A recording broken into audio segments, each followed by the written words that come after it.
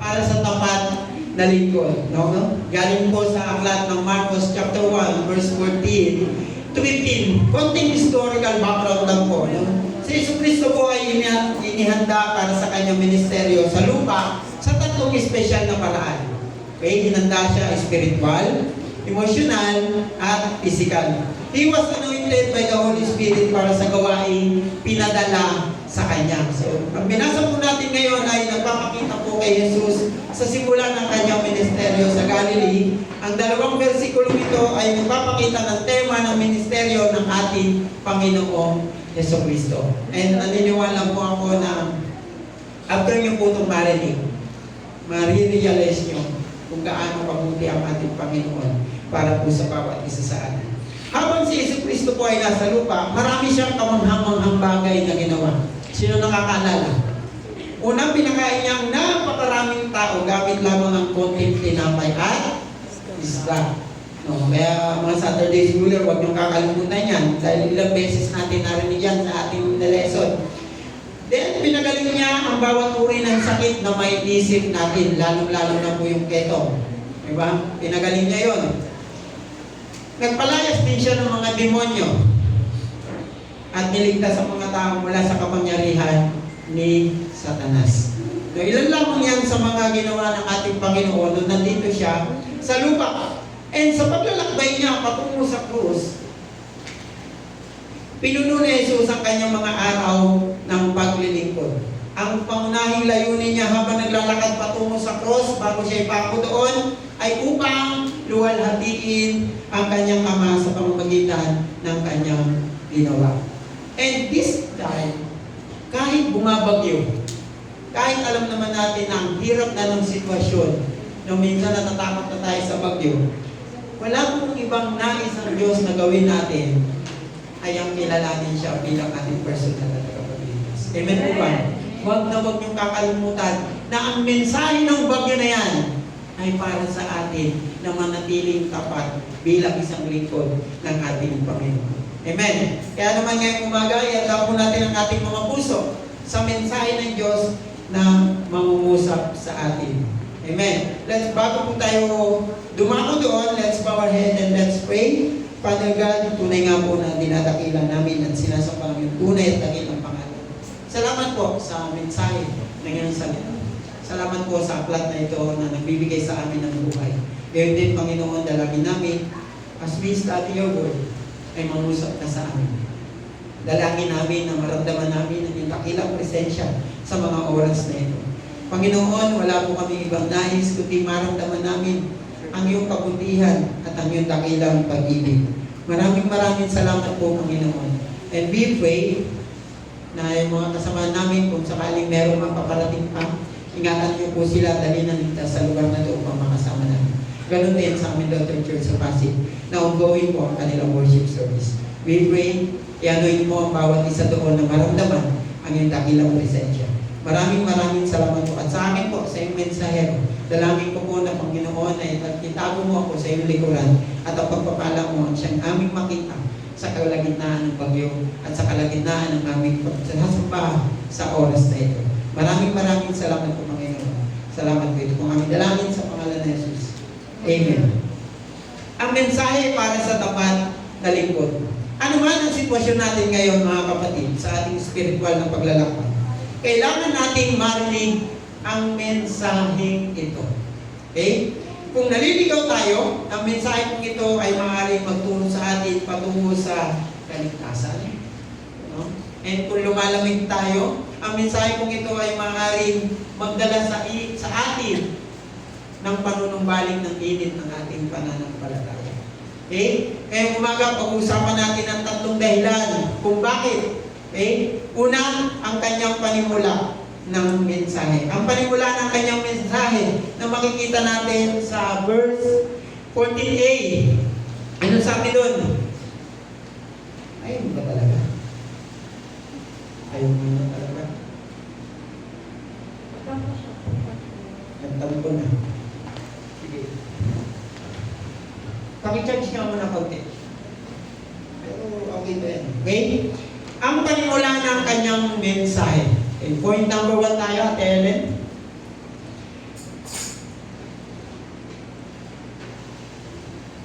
Nilagtawan ni Marcos, no, yung aklat ng binasa natin kanina, ang mahigit 1 taon ng ministeryo ng ating Panginoon. Bago ang mga pangyayari sa mga versikulong ito, naglilingkod si Jesus sa timugang bahagi ng Israel sa Judea. Tama po. Ang unang taon ng pampublikong ministeryo ng ating Panginoon ay tinawag na taon ng pagkakubli. At kung hindi dahil sa Ebanghelyo ni Juan, halos wala tayong malalaman tungkol sa mga unang araw na iyon. Kung iyo pong babasahin ang aklat ng John, ay makikita nyo po na doon binigyan niya diin yung kanyang paglalakbay. Noong mga unang araw ng kanyang ministeryo, nakilala ni Jesus si Nicodemo. Okay? At binahagi sa kanya ang Ebanghelyo. Pwede na yan.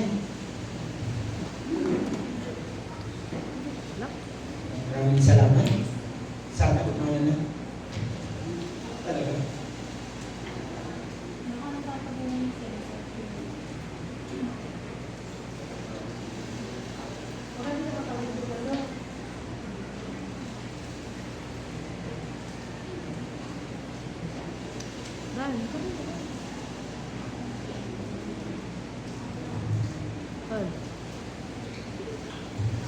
Sige, yan na. Okay? Hindi umalis si Jesus sa Judea para takasan ang pag-uusig ng mga Pariseo. Okay? Nangangaral siya sa timog at si Juan naman ay nangangaral sa Hilaga. Yan po yung pagkakaiba nila. Nag-iwalay sila. Okay? Nang-arestuin si Juan dahil sa pagpapalaganan ng katotohanan, pumunta po si Jesus sa parehong sulok ng lugar at ipinangaral ng parehong mensahe. Sa kanyang pong paglalakbay sa Hilaga, dumaan po siya sa Samaria at nakilala ang babae sa balon. Kung inyo pong babasahin, ang buhay ni Jesus ay isang patotoo po ng isang saksi. Maging ito man ay isang pinunong relihiyoso na dumating sa gabi tulad ni Nicodemus o isang masamang babae sa balon. Naglaan si Jesus ng oras upang ibahagi ang mabuting balita sa lahat ng kanyang nakasalubong. Kailangan natin ng pareho sigasig para sa kaluluwa ng mga nawawala. Kahapon po ay galing po kami sa seminar at napaka-ganda po ng aming inatinan. No, punong-puno ng blessing at punong-puno ng pagpapala bukod dun sa masarap yung ensaymada, no, na hinanda ng almusal. No, masarap din yung aming mga natutunan at punong-puno po ng learning. So, lagi po natin iisipin ang pagbabahagi po ng salita ng ating Panginoon, yung Ebanghelyo, ay kailangan ng sigasig. No, makikita natin dyan, yung kanyang panimulang mensahe ay sinasabi sa versikulo 1 na dumating si Jesus sa Galilea pagkatapos ipabalanggo si Juan. Si Juan Bautista po ay inaresto dahil naglakas loob siyang ipangaral ang katotohanan. Okay, si Herodes po, no? Ang hari itinalaga ng Roma ay nagpakasal sa isang babae na kungalang Herodias. Okay? Naasawa ng kanyang kapatid na sa Filipe. Yan po yung una niyang ibinulgar. No, yan yung una niyang binulgar. Pinagsabihan ni Juan si Herodes at tinawag na kasalanan ng mga ginagawa nito. Then, inaresto si Herodes si Juan at itinapon sa bilangguan. Sa Marcos chapter 16, verse 17 to 20. Si John po ay pinugutan ng ulo. Alam po ba natin yun? Na si John ay pinugutan ang ulo sa bilangguan. Mga 16 na buwan pagkatapos, kaya naman sa ilang salitang ito ay binigay sa atin ni Marcos ng takdang panahon para sa simula ng pampublikong ministeryo ng ating Panginoong Jesucristo. Sa sarili po niyang patotoo, alam ni Juan na ang kanyang sariling ministeryo ay nakatakda ng mawala. Alam niya yon, na darating ang panimulang ministeryo ng ating Panginoon. Alam niya na matatapos ang kanyang buhay. Alam niya na hindi na magtatagal ang kanyang buhay dahil sa ginawa niya. And alam niya na ito po ay panimulang mensahe ng ating Panginoon. Pero may isang bagay na hindi nakita si Juan na darating. Sa palagay ko ay hindi po niya nakita na ang bilang buwan ng kamatayan bilang bahagi ng kanyang ministeryo. Naniniwala ako na hindi niya nakita na yung bilang buwan at yung kamatayan na yun ay parte ng kanyang ministeryo. Matapos makulong ng mahigit 1 taon, pinadala ni Juan ang kanyang mga alagad kay Jesus upang tanungin kung siya ba talaga ang tunay na Mesaya. Okay? Hindi po dahil nagdududa si Juan. Gusto niya lang makasiguro. No? Siniguro po ni Jesus kay Juan, no, siniguro po ni Jesus kay Juan na maayos ang lahat. Okay? Gayon pa man, may aral para sa atin sa buhay na ito, sa ministeryong ito at pagdududa ni Juan. Wala po sa atin ang nakakaalam kung saan tayo dadalhin ang landas ng buhay natin. Tama. Alam po ba natin na magiging teacher yung inyong mga anak? Diba? Hindi po natin alam. Hindi, alam po ba natin na magiging doktor yung inyong mga anak? Diba? Hindi po natin alam. So tayo po bilang isang mananampalataya ay hindi po talaga natin alam kung ano yung tunay na magiging plano ng Diyos sa buhay natin. Pero si Juan, bagamat hindi niya alam ang kanyang magiging sapalaran, ay nanatili siya sa pangako ng Diyos na sinabi ng Diyos na nasa ayos ang lahat. Hindi niya tayo pababayaan. Yan yung mga mensahe ng ating Panginoon. Makikita natin yung mga example, no? Kung nangihina tayo, kung natatakot tayo sa mga bagay-bagay, hindi niya tayo pababayaan. Sa Hebreo chapter 13 verse 5 at Mateo chapter 28 verse 20. Then alam niya din ang ating hakbang sa Job chapter 23 verse 10. Ginagabayan tayo ng Diyos para sa ating kaligtasan. Awit 37 verse 23. Ang kanyang biyaya ay sapat para sa iyo, ano man ang iyong harapin sa buhay. Tama po ba? Ang kanyang biyaya. Sabi ko nga, mapuwanag tayo. Kasi araw-araw meron pa rin tayong kinakain. Tama? So alam niya, ang biyaya niya ay para sa ating lahat sa mga darating pang araw ng ating buhay. Mahal tayo ng Diyos. Amen po ba? Amen. At may maganda siyang plano para sa ating lahat. Jeremiah 29:11. Baka nakakalimutan niyo lang. Na kahit bumabagyo, kahit punong-puno tayo ng problema, kahit ang sa mga bukas ay hindi natin sigurado kung ano yung mangyayari, mahal tayo ng ating Panginoon. Sapagkat nalalaman ko, sabi doon ng mga kaisipan, aking iniisip para sa inyo, sabi ng Panginoon. Huwag natin kalilimutan na ang panimula ng kanyang mensahe ay para siguraduhin nandyan siya kasama natin. Amen po ba? Second point, ano ba yung layunin ng kanyang mensahe? Ang natitirang bahagi po ng talata 14 ay nagpapakita ng pagmamahal ng puso ng ating Panginoon nung dumating si Jesus sa Galilee. Siya po ay dumating na nangangaral ng Ebanghelyo. Nangangaral siya ng Ebanghelyo para sa kaharian ng ating Panginoon. Ang masusing pagsusuri sa mga salitang ito ay nagpapakita ng maraming bagay tungkol sa kanyang mensahe. Okay? Una, ang pangangaral. Yan po yung ang layunin ng kanyang mensahe, ang pangangaral. Ang salita nito ay nangangahulugang isagawa ang tungkulin ng isang tagapagbalita. Sa inyo pong kinauupuan, nasubukan niyo na po bang mangaral ng salita ng Diyos? Sa inyo pong kapitbahay, sa inyo pong trabaho. Sabi ko nga, kahapon, series of testimony yung aming narinig. Mga evangelist po yung aming mga narinig kahapon. Merong isang evangelist doon na pinalayas ng church. Pinalabas siya ng church.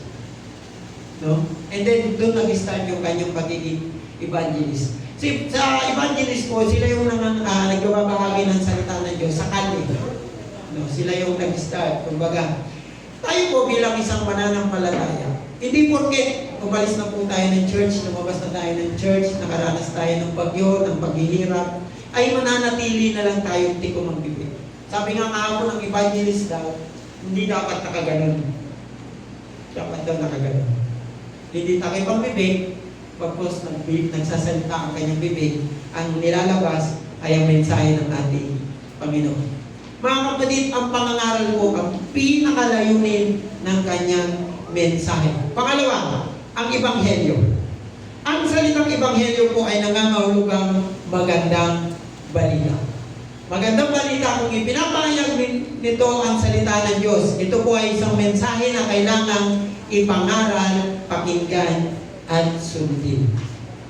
Baka po nakakalimutan natin, ang Ebanghelyo po ay ito po ay isang pangangaral na kailangan natin ipangaral, pakinggan, at sundin.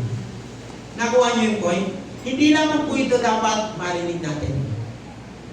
Ipangaral at sundin. Mahirap. Mahirap bang sundin ang salita ng ating Panginoon? Mahirap, para sa akin. Kung akong tatanungin, mahirap talaga. Yung mahalin mo nga lang ang iyong kapwa, sabi, di ba sabi ng ating Panginoon, mahalin mo ang iyong kapwa.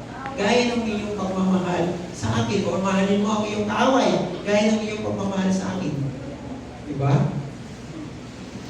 Pero maniwala kayo sa hindi, pag oras na ginawa nyo yun, sasamahan at gagabayan tayo ng ating Panginoon para magawa natin yun. Amen po ba? Tama? So, mahalaga po na ang Ebanghelyo ay ipakalat natin sa ating kapwa. Pangatlo, ang kaharian po ng Diyos. Ang pinakalayunin ng kanyang mensahe ay ang kaharian ng ating Panginoon. Sa lahat mo ng mga nangyayari sa buhay natin magaganda, sino ang nag-glorify? Ikaw lang ba? Sarili mo ba? Lahat ng bagay na nakakamit mo, nag-glorify mo ba yung sarili mo? Hindi. Lagi niyo pong isipin mga kapatid na ang nais ng ating Panginoon na nangyayari sa inyong buhay ng mabuti ay mag-glorify natin ang ating Panginoon. Amen. Hindi lang po basta magandang balita ang pinangaral ni Jesus, ipinangaral niya ang magandang balita ng kaharian ng Diyos. Alam ng mga Hudyo na mula sa pangangaral ng mga propeta ng lumang tipan na balang araw ay itatatag ng Diyos ang kanyang kaharian sa mundong ito. Ang mga sinaunang mangangaral na iyon ay nagkwento tungkol sa mga kamanghamanghang darating na araw ay malinaw at maluwalhati ang ating Ama na nasa langit. Amen. Bago pa mangyari yun, ang nais ng ating Panginoon ay maluwalhati natin ang ating Ama na nasa langit. Nagsalita sila tungkol sa isang hari na maghahari. Diyos sa lahat ng Diyos.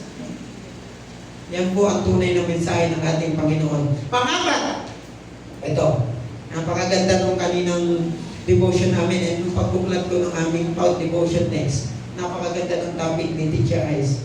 No? Ang pag-asa. Taas ang kamay ng nawawala ng pag-asa. Buti na lang malaking taas. Diba?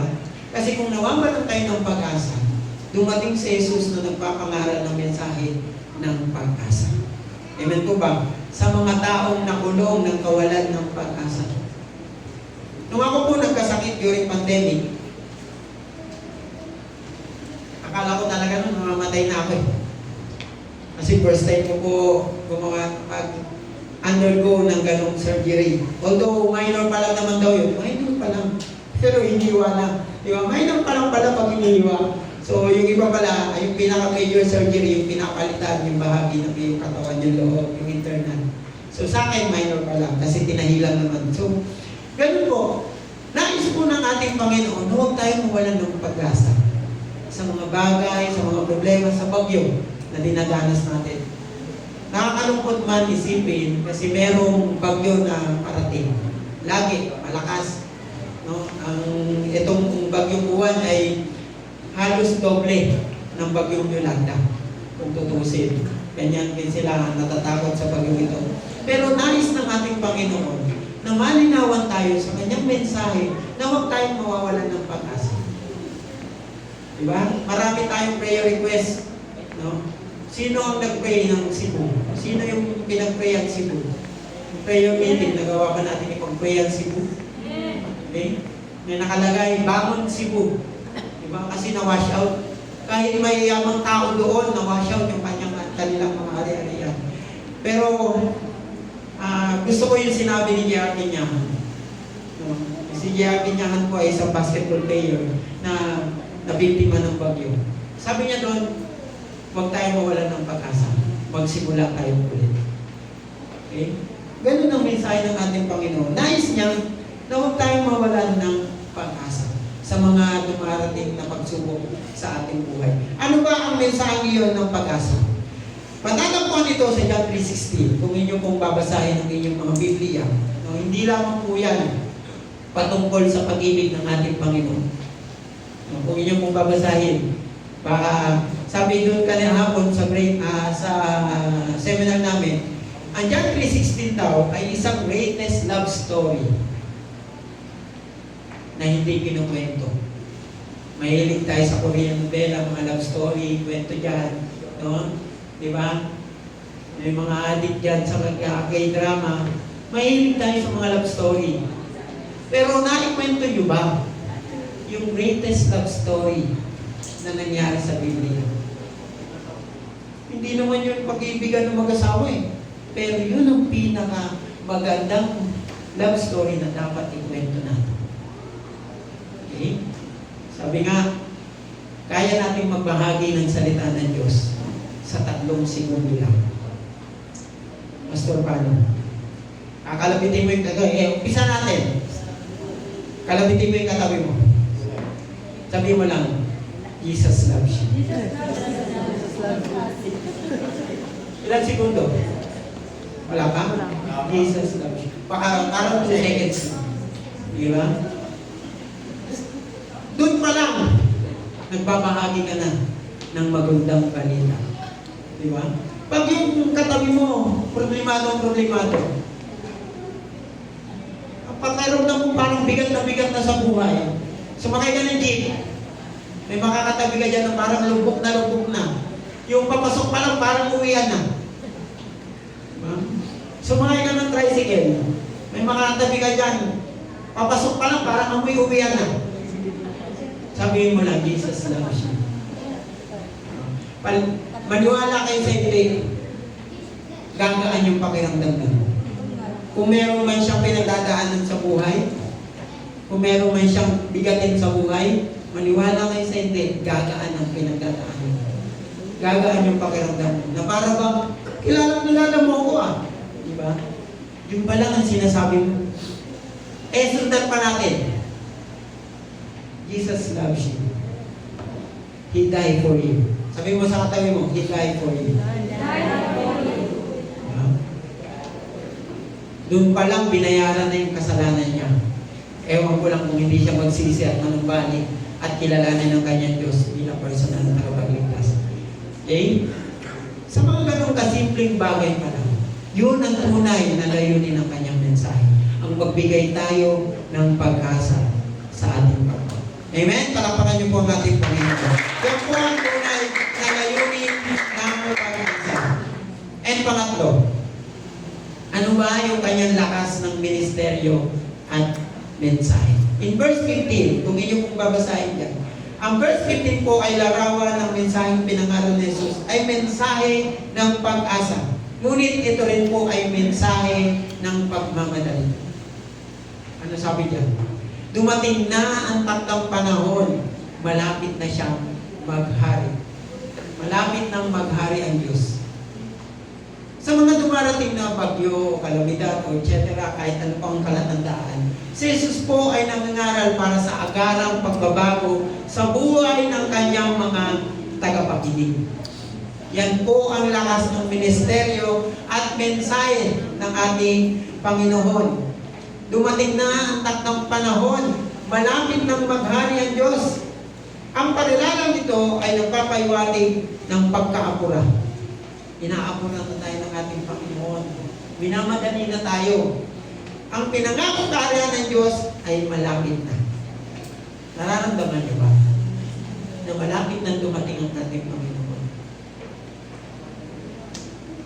Sabi, pag daw ang mga tao ay nakarinig na ng salita ng Diyos, siya darating. And ang bagyo po ay isang way para makarinig siya o sila ng salita ng ating Panginoon. Meron po kaming classmate sa Bible School. Dahil nga po ang bahay nila ay malapit sa dagat. Nasa evacuation area sila. Meron din silang church na malapit sa dagat na ini-evacuate sa ibang church. Eh meron po doon isang church talaga na pinuntahan or talagang doon muna nilagay yung evacuation. Sabi ko sa mga klase ko, paano ang service niyo bukas? Natural, paano nga naman? Ginawang evacuation yung church nila. Nakita ko yung picture, yung ganyang congregation space nila. Diyan natutulog, open lang nila yung stage. may tali lang. Ang sagot sa akin ng kaklase, mas okay nga to, mas okay nga to, pastor. Mas maraming makakarinig ng salita ng Diyos. So meaning, may evacuation naman dyan, mayroon man natutulog dyan, gigisingin nila yun para mag-worship sa ating Panginoon ngayong araw. Amen po ba? Hindi yun alintana para tumigil sila sa pananambahan.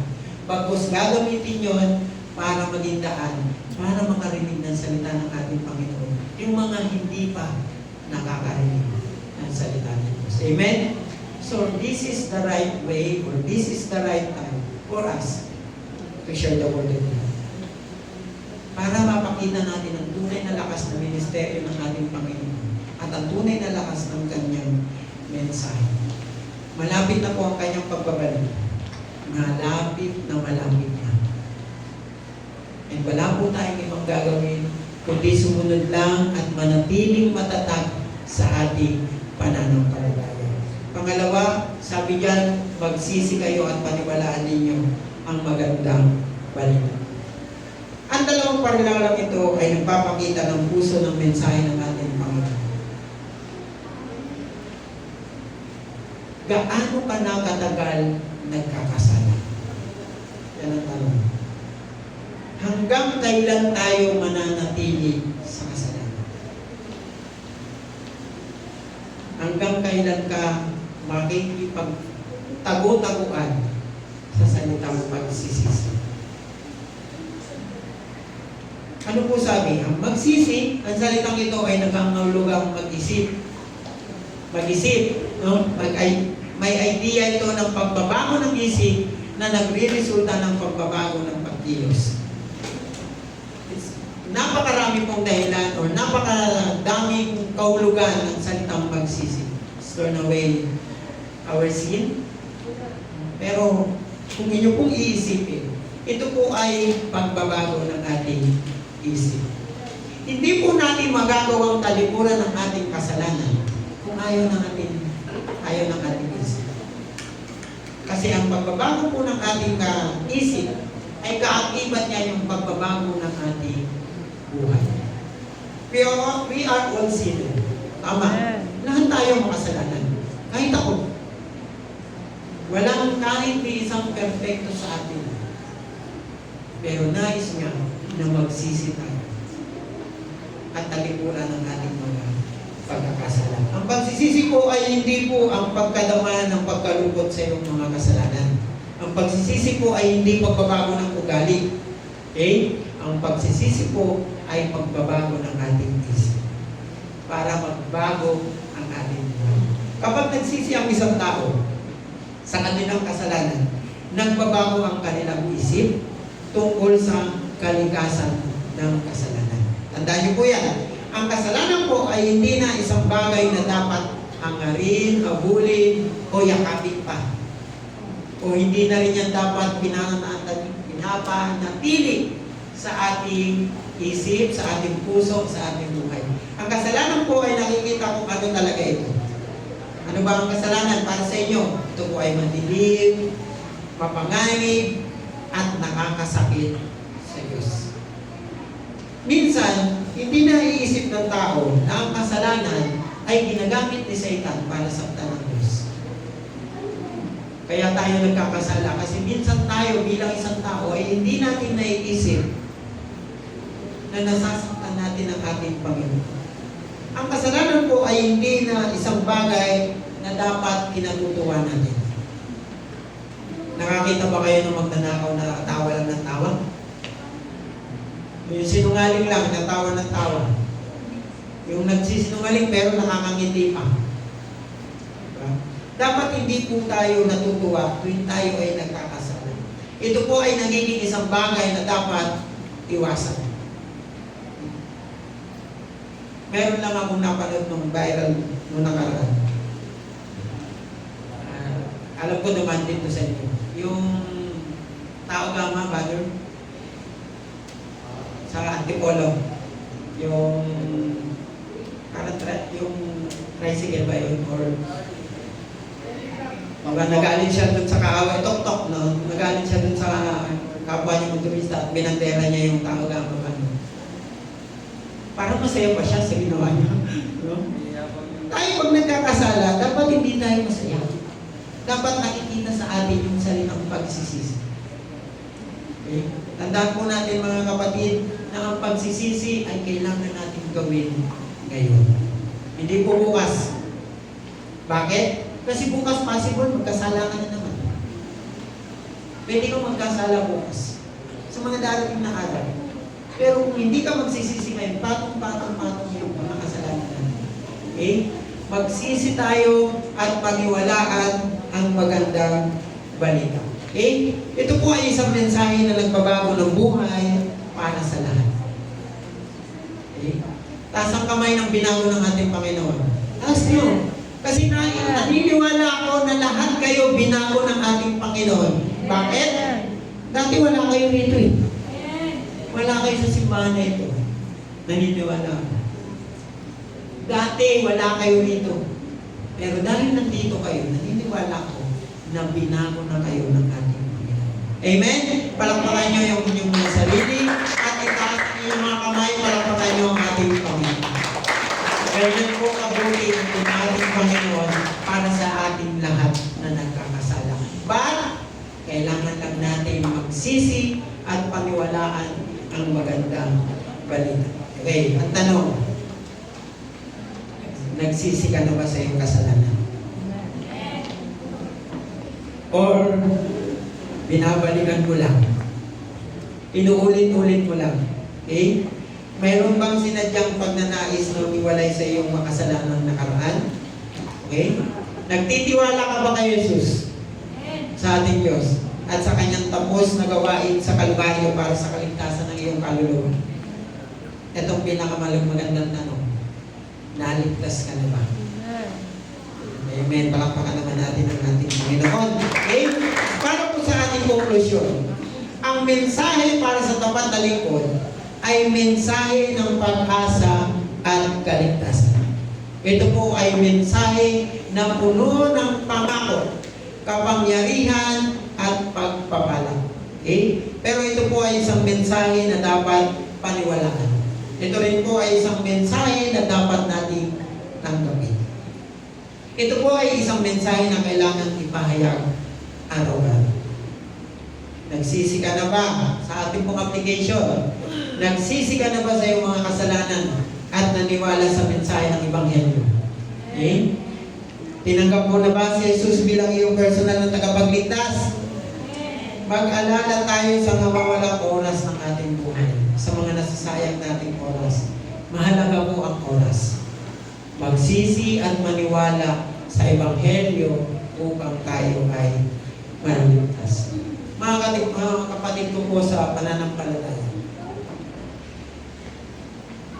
gusto ko pong iwan sa inyo ang tanong na ito. Ginawa niyo na ba ang lahat ng inyong makakaya para matiyak na ang mensahe ng inyong narinig sa mga nakaraang linggo ng inyong buhay ay maikalat sa inyong kapwa? Binigyan niyo na ba ng halaga ang mensahe para sa inyong tapat na linggo? Kasi kung hindi pa, kailangan yung ikalat. Mga kapatid, sa mga nangyayari sa ating paligid ngayon, bagyo, sunod-sunod, lindol, may isa pong tanong ang ating Panginoon. Hanggang kailan mo siya tatakbuhan? Hanggang kailan natin iiwasan ang salita ng ating Panginoon? Hanggang kailan tayo mananatiling tikong ang bibig para ipakalat ang mensahe ng ating Panginoon? Naniniwala tayo, napakaganda ng awiling kanina. Naniniwala tayo sa Diyos, sa banal na Espiritu. Pero mas marami pang hindi naniniwala. Kaya kailangan may gawin.